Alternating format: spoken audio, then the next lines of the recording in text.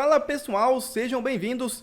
Começando mais um vídeo recheado de informações importantíssimas. Mas antes, inscreva-se agora mesmo no canal, deixe o seu like e compartilhe esse vídeo com o máximo de pessoas. Assim você vai estar me ajudando demais.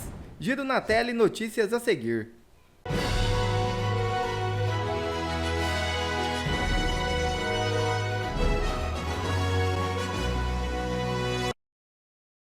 Urgente! Alexandre de Moraes determina desbloqueio da rede social X após eleição. É isso mesmo. O ministro Alexandre de Moraes do Supremo Tribunal Federal determinou nesta terça-feira 8 o desbloqueio da rede social X no Brasil.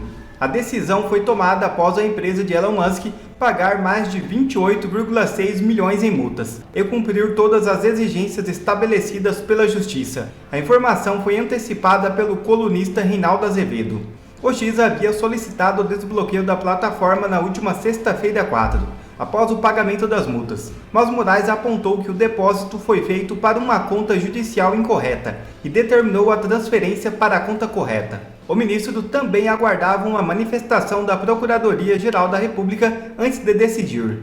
Nesta tarde, o Procurador-Geral da República, Paulo Gonet, afirmou em parecer que não havia mais motivos para manter o bloqueio da plataforma. E Bolsonaro responde críticas de Silas Malafaia sobre eleições em São Paulo. O ex-presidente Jair Bolsonaro comentou nesta terça-feira 8 as declarações do pastor Silas Malafaia sobre sua atuação nas eleições para a Prefeitura de São Paulo. Em entrevista à Folha de São Paulo, Malafaia criticou o ex-mandatário por sua postura discreta durante o pleito, sugerindo que Bolsonaro teria se omitido por medo de uma eventual derrota para o candidato Pablo Marçal, caso este superasse o atual prefeito Ricardo Nunes. Malafaia, em entrevista anterior à colunista Mônica, havia acusado Bolsonaro de temer uma derrota e, por isso, ter se afastado da disputa municipal, preferindo não declarar apoio público a nenhum dos candidatos. A crítica gerou forte repercussão nos bastidores políticos, já que Malafaia é uma figura influente entre os eleitores conservadores. Bolsonaro, ao ser questionado sobre o assunto por Igor Gadelha, do site Metrópolis, minimizou as críticas e adotou uma postura de cautela afirmando, abre aspas, meu posto Ipiranga não tem gasolina, só tem água, fecha aspas, em referência ao seu ex-ministro da Economia Paulo Guedes, e sinalizando que não pretendia alimentar o debate. Em uma breve conversa por videochamada, o ex-presidente confirmou que ainda não respondeu às mensagens de WhatsApp enviadas por Malafaia, mas evitou confrontá-lo diretamente. A revista Oeste comenta sobre o caso. Um outro destaque, em uma entrevista concedida a Mônica Bergamo, da Folha de São Paulo, o pastor Silas Malafaia, um dos maiores apoiadores de Jair Bolsonaro, afirmou que está decepcionado com o ex-presidente. Malafaia acusou Bolsonaro de se omitir nas eleições municipais de São Paulo e o chamou de covarde. Bolsonaro se pronunciou sobre a fala de Silas Malafaia. Em entrevista ao jornal O Globo, o ex-presidente afirmou não ter mágoa do pastor. Disse ainda que é importante a união em todas as frentes da direita para eleger Ricardo Nunes, do MDB, contra Guilherme Boulos, do PSOL, na disputa pela prefeitura da capital paulista. Augusto. Não, a gente dizia no tempo em que houve a luta armada no Brasil, organizações armadas tentando derrubar o regime militar e tal, o que acontecia quando eram presos, aí nos levava a dizer o seguinte, que a esquerda não se une nem na cadeia. Se você pusesse na mesma sala, na mesma cela, você poderia ter uma pancadaria ali. Eu não estou entendendo. Estão brigando depois da vitória, né, da derrota sofrida no primeiro turno pelo Boulos. Boulos foi no primeiro turno. O Boulos veio para o segundo turno. Eles tinham que estar pensando aí na imposição da segunda derrota. Agora, não sei, estão brigando, não acompanhei as declarações tão profundamente, mas, olha, deveriam estar comemorando a derrota do PT. Que os nossos amigos do chat falam, não, é o PSOL. É a mesma coisa. É a mesma coisa. Ali você põe numa panela, não tem mudança de gosto nenhum. PSOL e PT, o PSOL é o PT que ainda não teve acesso aos cofres, né? Ainda não pôde cometer o seu escândalo, só isso. Diga, Piotr. Não, esse desejo incontido de protagonizar toda hora, o Silas Malafaia foi dar uma entrevista para Mônica Bergamo. Qual o interesse de uma entrevista como essa se não for esse de querer protagonizar? Óbvio que pode se avaliar e é justo que se faça internamente o papel que o presidente Bolsonaro deveria ter tido, ou teve, não teve, de acordo com o julgamento. Mas o fato é que, por exemplo, podemos chamar de um afiliado político dele, talvez o principal, o governador de São Paulo, Tarcísio de Freitas, abraçou, se embrenhou na cidade e levou, com o apoio dele, reconhecido pelo próprio prefeito que concorre à reeleição, ao segundo turno. Vamos pensar a política de forma pragmática. O eleitor é muito mais pragmático do que os políticos, ou essas proeminências políticas que se vê por aí. O eleitor olha e fala assim, escuta, posso decidir aqui? Porque o eleitor está dando claras mostras que decide com a cabeça própria. Não adianta essas coisas todas, aí não vai mudar. Primeiro porque o eleitor, a Ana falou da agenda, né? O eleitor entende o que está acontecendo, não só aqui como também nos Estados Unidos. Quer ver? Vamos fazer. Nesse momento o quadro é Ricardo Nunes ou Guilherme Boulos. Esse é o quadro que tem que ser discutido agora. Estão discutindo essa confusão do primeiro turno. Enquanto isso, o adversário de todos organiza a campanha. E o eleitor segue. Pega a história da agenda. Você acha que se perguntar para a maioria dos pais aqui no Brasil se ele acha natural que a filha dele, se for uma esportista, vá lá competir, por exemplo, com um homem biológico? Claro que a maioria vai dizer, isso é um absurdo, porque ele pensa dessa maneira. E na política ele vai olhar assim, qual é aquele candidato que vai fazer concessão a isso? É aquele da esquerda, então eu não voto nesse sujeito. Se você perguntar qualquer uma dessas pautas, as pessoas, é preciso compreender isso aí, as pessoas estão muito mais avançadas no entendimento das coisas do que se imagina. É por isso que a esquerda não consegue aderência nas redes sociais, não porque ela não tem gente capaz tecnicamente de fazer isso, não, porque ela pode fazer o que ela quiser, ela não consegue pôr na rua, não consegue pôr no 7 de setembro, não consegue o Lula juntar gente na rua. Ou seja, as pessoas sabem o que está acontecendo, é preciso... Eu não estou dizendo, coloque boa-fé no brasileiro. Não, boa-fé na inteligência dele, na capacidade de compreensão. Agora, esse desejo de protagonizar a coisa, né? Calma. Decide pelo que é importante. É isso, um pouco de pragmatismo. No dia 27 você tem uma eleição. Quem precisa ganhar para manter a sua lógica de pensamento público brasileiro, a sua lógica da cidade, os seus valores? É isso, essa discussão, só essa discussão, não é nada. E você, Silvio Navarro, o que achou, Silvio, dessas declarações do Malafaia? Brown, eu acho uma briga inoportuna. Basta lembrar, por exemplo, do segundo turno da eleição presidencial, quando era necessário todo tipo de apoio, juntar toda e qualquer força conservadora, liberal, do espectro da direita e colocar uma pedra em determinadas divergências internas, em determinadas questões para vencer. E tentaram. Por exemplo, quando o Sérgio Moro subiu no palanque num debate ao lado do presidente Jair Bolsonaro. Eles tiveram divergências. O Moro saiu do governo Bolsonaro de uma forma muito ruim. Hoje tem, inclusive, um outro grupo político que sequer pode ser chamado de um grupo de direita hoje no Brasil. O partido dele tampouco é. Mas vamos lá, era preciso unir forças, porque o inimigo era incomum. O adversário, para usar a palavra correta, era o PT, era o Lula. Então, eu acho que agora é necessário entender que a cidade de São Paulo é a maior vitrine eleitoral desta eleição e é uma das 52 cidades que tem segundo turno. Aqui o jogo não acabou, o jogo acaba daqui dia 27 de outubro. Portanto, enquanto os homens ainda estão em campo, não é hora de você sair no braço com alguém do seu próprio time. O juiz vai expulsar um, vai expulsar dois e isso pode ter um peso. Então acho que agora não é hora, acho inoportuno. Roupa suja se lava depois. E você, Ana, vê esse fenômeno de divisão da direita, sobre o qual tanto se fala, sobre dois grupos antagônicos, será que isso é positivo, nocivo? Como é que vê esse cenário, hein, Ana?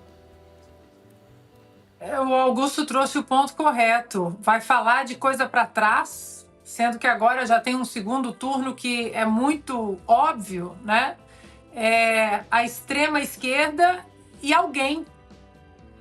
É esse o cenário do segundo turno. A extrema esquerda, essa agenda woke que estávamos comentando, todinha, de cabo a rabo, e outra pessoa. Ou seja, tem que olhar para frente. Não dá, né?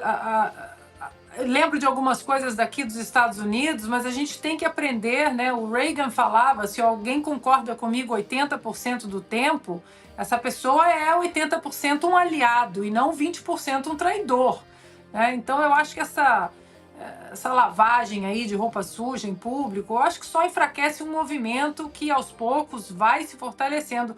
Olhem aqui nos Estados Unidos, por exemplo, a própria campanha do Donald Trump. Diante dessa agenda nefasta que está no Brasil também, demonização do núcleo familiar, isso tudo que a gente falou, demonização das forças policiais, sexualização das crianças, quebra dos pilares, né, religiosos, familiares, enfim. A campanha de Donald Trump uniu pessoas muito diferentes, que discordavam de muitas coisas no passado, como Trump discordava de Robert Kennedy Jr. Robert Kennedy Jr. tem processos contra Donald Trump. A própria Tulsi Gabbard, que foi uma das candidatas nas primárias democratas em 2020 e que era democrata até um ano, agora se uniu à campanha do Donald Trump. O próprio Elon Musk, que é um libertário, que se considera um libertário, se uniu à campanha do Donald Trump, porque do outro lado é uma agenda de pura destruição. Destruição da família, destruição da economia, destruição de tudo aquilo que o brasileiro, né, e o americano, o conservador, liberal, acredita para o progresso, e que não é que só acredita, é que a história já mostrou que dá certo. A outra agenda nunca deu certo, em momento algum da humanidade, e mesmo assim eles tentam implementar essa agenda, empurrar essa agenda em todos nós, e agora ainda querendo tirar nossas crianças do seio familiar. Então é uma pena, né? É uma pena que isso esteja acontecendo aí, que briguem nos bastidores. E senador Eduardo Girão coloca áudio de menina de 10 anos mandando recado para Moraes para ser ouvido na tribuna do Senado e cobra impeachment do ministro. Assista. Vamos continuar aqui firmes no exercício desse mandato de senador, dando, nesse momento, a maior prioridade na conquista dos 5 votos, senador Espírito Amin, que faltam para obrigar a mesa diretora dessa casa a admitir a abertura do processo de impeachment de Alexandre de Moraes, senador Marcos Rogério, nosso líder. Pedido robusto, assinado por 153 parlamentares, senador Plínio Valério, e apoiado por quase 2 milhões de brasileiros. Dentre tantos abusos, destaque para os inquéritos das fake news e principalmente sobre os presos políticos de 8 de janeiro. Tudo isso em prol do restabelecimento do Estado Democrático de Direito, com pleno respeito ao sagrado direito constitucional, da liberdade de expressão, da ampla defesa, do contraditório, senador Sérgio Moro. Eu quero finalizar, eu não sou de colocar áudio aqui da tribuna, alguns colegas fazem com mais frequência, mas esse aqui me emocionou profundamente. Peço sua autorização, presidente. Tudo bem? Alexandre, hoje eu vim aqui te pedir para você soltar meu papai e meu vovô. O nome dele é Leandro e Levi. Eu prometo para você que eu oro para você. Eu tenho 10 anos e você sabe o mal que você está me fazendo. Eu sei, Alexandre, que você já levou muita pancada da vida. Mas não é por isso que você tem que fazer os outros sofrer, a família sofrer. Porque se você fazer o bem, eu te prometo que todo mundo vai gostar de você. E Deus vai restaurar a sua vida. E desculpa por estar chorando. É porque eu sinto muita falta do meu pai.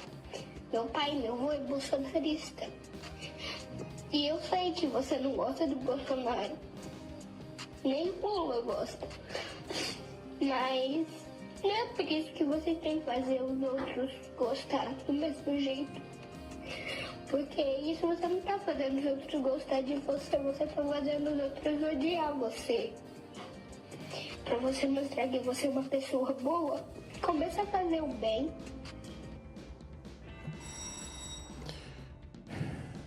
Esse é o desabafo de uma criança que está orando, como muitos brasileiros, e a gente pede isso, que ore pelo ministro Alexandre de Moraes. Porque a crueldade, a injustiça, o desrespeito à nossa Carta Magna chegou no fundo do poço. Ou o Senado se levanta, ou não tem razão de ser de nenhum de nós estarmos aqui. Se o Senado não cumprir o seu papel de defender a Constituição, e o único que pode fazer alguma coisa dos poderes é o Senado Federal, que tem a prerrogativa de investigar, de afastar ministros do Supremo Tribunal Federal. Já deu, senhor presidente, já deu. Que Deus nos abençoe e que o clamor de crianças, de idosos, de pessoas de bem, milhares de presos políticos que nós temos no Brasil, seja ouvido pelos homens de bem dessa nação. E monarca é condenado à prisão por crime inacreditável. Só mesmo no Brasil. Assista. Esse é de cair o cu da bunda mesmo. Quando você acha que não tem como o Brasil piorar, aí você lembra que a gente está no país do PT, onde, né, o presidente é o Lula, e no STF tem Alexandre de Moraes e Flávio Dino. Tem sempre como piorar. O pior dano que o Alexandre de Moraes causou no Brasil não foram nem as suas decisões em si, mas cada uma dessas decisões abre precedentes, abre uma jurisprudência que acaba sendo copiada por outros juízes que querem um dia ser escolhidos pela facção criminosa do PT para ocupar o STF. Então é como se o Alexandre de Moraes tivesse criado uma trend dentro do mundo jurídico do Brasil, onde se sabe que você só pode ascender no mundo jurídico se você também tiver essa veia ditatorial contra a liberdade de expressão, como Alexandre de Moraes. Ele criou uma espécie de bússola de destruição. E aí, chegamos no ponto do vídeo. Um grande comunicador, que eu discordo em quase tudo que ele fala, tem alguns pontos que eu concordo, não é de direita, tá? Mas um cara que recentemente teve um surto de sanidade e percebeu que o Brasil é uma ditadura. Monark. Bruno Ayub, eu acho que é o nome dele. O Monark é sim uma pessoa de grande alcance no Brasil. Durante um dos seus podcasts, ele fez algo que deveria ser um direito e até mesmo uma obrigação de todo cidadão que mora em um país democrático, que é o de criticar autoridades. Se você não tem o direito de criticar autoridades, você não vive em um país livre. Se você não pode verbalizar a sua indignação pelas autoridades do seu país, então você não vive mais uma democracia. Pois esse cidadão aqui, durante uma live, falou que o Flávio Dino é um gordola, um bosta e uma merda. Olha o que aconteceu. E eu vou te mostrar o que é curioso nisso tudo, tá? Justiça condena Monark à prisão por chamar Flávio Dino de gordola. Youtuber xingou o ministro, o agora ministro do STF, durante a transmissão ao vivo 2023. Lembrando, quando ele falou isso do Flávio Dino, que é esse cidadão aqui, ó, ele falou isso do Flávio Dino. O Flávio Dino era ministro da Justiça. Tá? Ele não era nem ministro do STF, era o ministro da Justiça. Agora é ministro do STF. Então aí você entende por que os juízes estão fazendo esse aceno a favor dele. O cara foi condenado à prisão a 1 ano e 2 meses e mais uma multa de R$50 mil. Presta atenção, por chamar o cara de gordola, um bosta, uma merda, que é parte do vocabulário comum que você fala quando você está indignado com alguém. Ponto. Calma, que agora eu vou te mostrar por que a situação piora. Ele chamou esse cidadão aqui de gordola, como é que é? Gordola, uma bosta e uma merda, certo? Presta atenção nessa manchete. Chamar alguém de nazista e fascista não é crime, afirma Flávio Dino. Esse caso específico foi quando um deputado federal chamou a mim de nazista e fascista. Me chamou de nazista e fascista. Eu entrei com uma queixa-crime, exatamente o que o Flávio Dino fez na justiça, entrando com uma queixa-crime contra o Monark. Eu entrei com uma queixa-crime, sabe o que o Flávio Dino falou? Ministro considera que a mesma ideia se aplica a outras classificações, como a de extremista. Então me chamou de nazista, ou seja, me chamou como membro de um grupo racista que matou milhões de pessoas, tá? Milhões, o grupo, um dos piores grupos do mundo, acho que só perde para o comunista, que é o caso dele, diga-se de passagem, porque o comunismo matou muito mais que o nazismo, então são ideologias irmãs. Esse cara disse que eu tinha que aguentar ser chamado de nazista e fascista porque faz parte do debate político. De acordo com ele, faz parte do... Ó, tá aqui, ó. Este último chamou o deputado Gustavo Gayer de nazista durante um podcast. Então o cara me chamou de nazista e fascista, não pode fazer nada contra ele porque faz parte do debate político. Ele disse isso, tá? Comunista. Um dos maiores comunicadores do Brasil, condenado à prisão porque chamou esse cara de gordola. E hoje, obviamente, esperto como ele é, já foi embora do Brasil, tá morando nos Estados Unidos. Esse é o Brasil que a gente vive. Se você ainda não entendeu, e eu não sei como que isso acontece, mas existem pessoas que ainda não entenderam que o Brasil é uma ditadura. O problema é que a palavra ditadura foi tão banalmente utilizada, foi tão retirada de conteúdo por causa do debate político, porque tudo que a esquerda, para a esquerda tudo é ditadura, ela foi tão prostituída que quando a gente fala que hoje nós vivemos em uma ditadura, é como se tivesse sido aquela história do menino que gritava lobo. O problema é que quem ficou gritando lobo sempre era a esquerda, agora que o lobo chegou e a direita tá falando, ninguém acredita. As pessoas não percebem. Eu não consigo entender essa lavagem cerebral que está acontecendo no nosso país. Você não pode criticar autoridades. Se você criticar autoridades, adjetivar autoridades, você pode ir preso. Agora, se você roubar, traficar, matar, fazer todo esse escarcéu, aí não. Aí você é uma vítima da sociedade e merece até regalias, tá? Inclusive, essas pessoas têm que ser retiradas da prisão para poder colocar lá dentro quem xinga o outro na internet. Olha o nível que a gente chegou. Para colocar lá dentro senhorinha de 70 anos com câncer que ajoelhou em praça pública com a Bíblia na mão. Como que o sangue não ferve, gente? O sangue ferve com um negócio desse. Aquele vídeo daquela menina de 10 anos que ela gravou para Alexandre de Moraes, aquele vídeo acaba com a gente. Como que pode os senadores não agirem contra isso? Pois acabou as eleições na maioria das cidades. Nós vamos voltar a focar nos senadores. Quer ver mais conteúdos como esse? Então inscreva-se agora mesmo no canal e ative o sininho das notificações. Assim você não perde mais nenhum conteúdo que é postado aqui no canal. E também já deixe o seu like para o YouTube ajudar a divulgar o nosso trabalho. Fico por aqui e que Deus abençoe a todos.